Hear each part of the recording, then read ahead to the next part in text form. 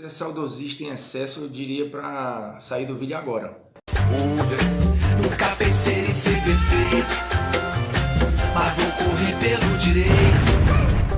Fala moçada, beleza? Bruno Formiga na área, convidando você a se inscrever no canal, tocar na notificação, dar aquele like, dar aquele dislike depois de assistir o conteúdo até o fim. Mas tem algo que é importante e muita gente tem vindo para o canal graças a isso. Pega o link do vídeo, de um vídeo qualquer que você goste, pode ser esse, pode ser outro, pode ser um vídeo que você não goste também. Coloca no seu grupinho de WhatsApp e aí indica, ou pro bem ou pro mal, falando olha que coisa bacana, ou então olha que idiota. E aí aos poucos a gente vai crescendo. Seguinte, esses dias Vanderlei Luxemburgo deu uma entrevista muito legal até, depois da vitória do Vasco em cima do Fortaleza, mas o foco da entrevista foi para falar do Thales Magno, hoje a grande joia do Vasco e o grande destaque do time do Luxemburgo, que de fato vem se organizando. Thales Magno foi um dos melhores em campo e acabou protagonizando um lance muito plástico, dando uma lambreta em cima do Gabriel Dias, lateral do Fortaleza, que acabou expulso no lance, gerou uma falta, gerou um segundo amarelo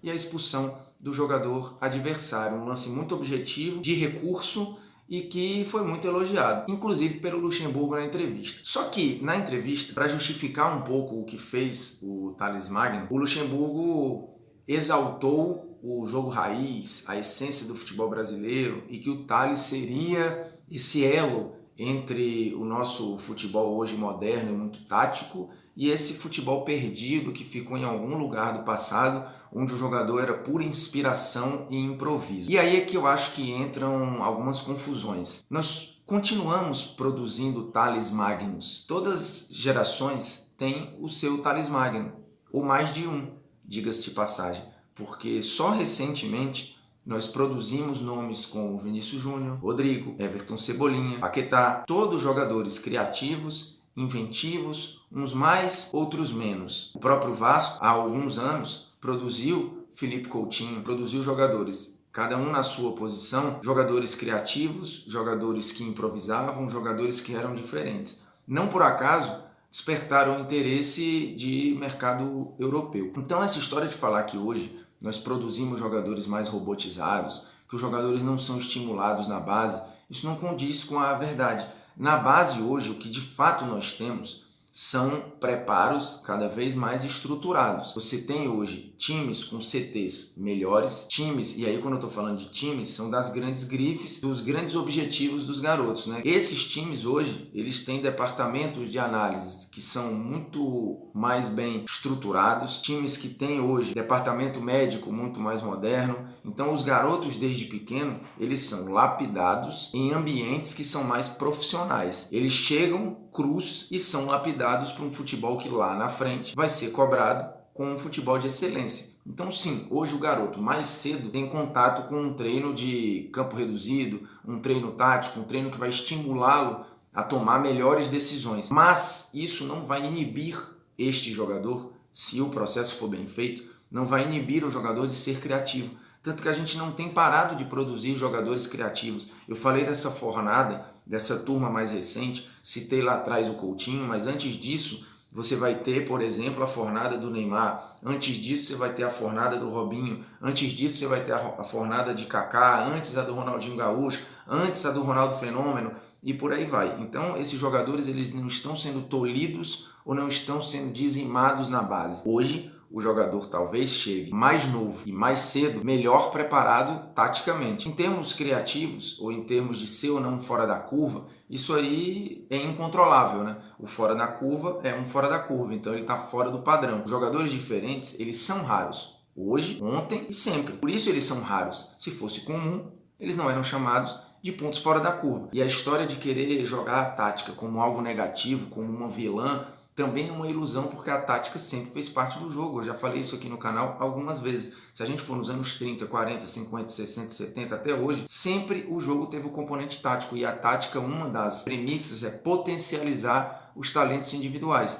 Quando você tem um sistema tático, um modelo de jogo que prioriza um camisa 9, ou um jogo aberto pelos lados, ou o jogo por dentro, você está potencializando o que você tem de melhor. E óbvio, quando você arruma o time para que ele chegue próximo à área adversária, no momento em que o time está na área adversária, aí é o momento do improviso, o momento dos jogadores se conectarem de forma inspiradora e de forma criativa. E isso é dito por qualquer técnico de excelência, inclusive pelo próprio Guardiola. Então, essa automação, ela é um mecanismo para eu me preparar para atacar ou me preparar para defender. Eu preciso ter as ferramentas de posicionamento, de saber o que fazer com e sem bola, mas obviamente no 1 contra 1, na hora de uma finalização, de um posicionamento na área, vai entrar a criatividade. Então, o jogo não tem como viver sem a tática e sem a criatividade individual. São os dois alicerces que sustentam o jogo. Tem um outro ponto que também é interessante em relação ao que falou o Luxemburgo, é essa associação que fazemos ao futebol brasileiro ao drible, como se nós fôssemos só isso, e muitas vezes a confusão que existe é o drible pelo drible, ou o drible transformado em firula. E se a gente pegar o grande nome da história do futebol brasileiro e do futebol mundial, o Pelé passava longe de ser o drible pelo drible ou a firula pela firula.